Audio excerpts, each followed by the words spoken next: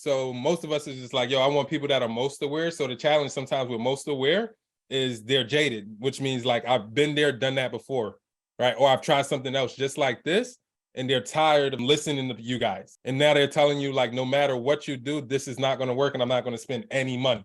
And he's like, yo, and they're not only most aware of you and what you have to offer, but they've already made up their mind and literally can find a way to change those opinions. It's not impossible, but you can find a way because they're not right. They've just developed the limiting belief and you overcome that limiting belief.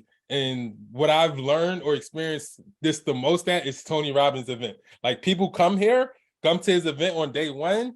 And so they're saying me, the avid Tony Robbins fan, and I drag my wife, or I drag my cousin, or I drag my sister. And they're like, I don't want to freaking go in there and listen to him for 12 hours. 5 hours in, they jumping up and doing everything Tony says, right? And it's just like, now they're the most avid Tony Robbins fan. And it only took one day.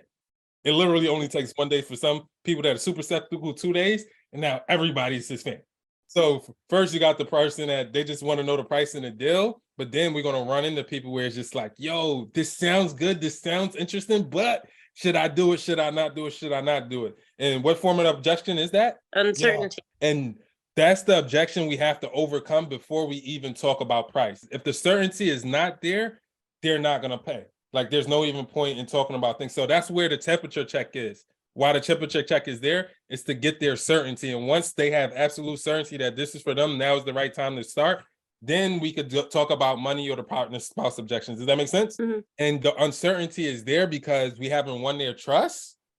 And that's why they're kind of like undecided. And he's telling us like what has to happen in order for them to get trust. And sometimes we can't just do this over the one phone call. But this is why like our sales process needs to be so tied up and our content needs to be dope as well.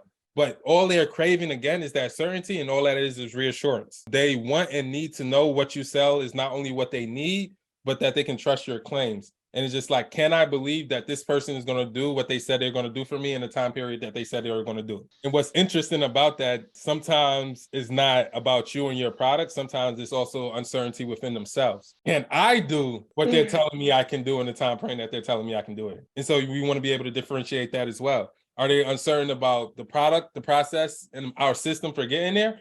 Or are they uncertain about their ability to actually do it themselves?